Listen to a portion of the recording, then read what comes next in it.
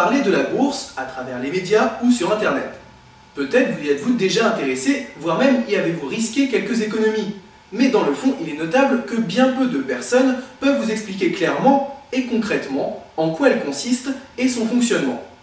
C'est ce que nous allons étudier dans cette première leçon. La bourse est en fait un ensemble de marchés financiers où s'échangent différents produits tels que les fameuses actions, qui apparaissent bien souvent comme la référence, mais qui ne sont finalement qu'un type de produit parmi tant d'autres qui pourront, et nous verrons comment, s'avérer plus intéressantes pour vous.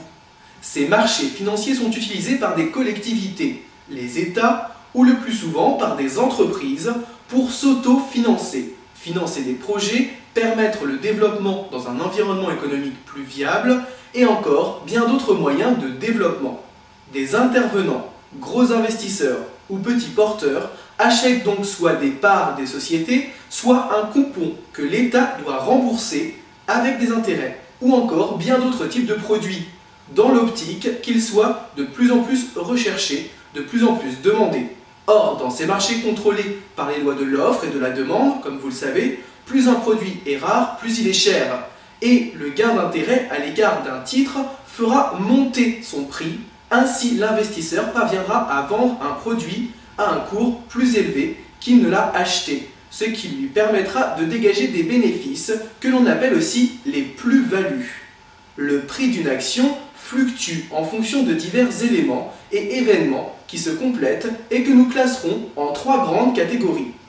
Les éléments fondamentaux, tels que la bonne santé de l'entreprise ou du secteur dans lequel elle évolue, les éléments techniques qui sont les événements observés dans le passé sur l'évolution du prix de l'action et qui ont une tendance plus ou moins prononcée à se reproduire. Enfin, l'aspect psychologique, avec des paramètres tels que la peur, l'impatience ou encore l'enthousiasme, voire l'excès d'optimisme des investisseurs. Bref, tous ces sentiments humains, d'ailleurs souvent très amusants à observer, et qui peuvent faire vendre ou acheter une action, grimper ou descendre son prix. La bourse est donc un environnement où tout le monde peut, à sa propre échelle, devenir l'associé d'entreprise en achetant des actions par exemple, ou devenir un partenaire financier d'une collectivité, voire même des États, grâce à certains types d'obligations.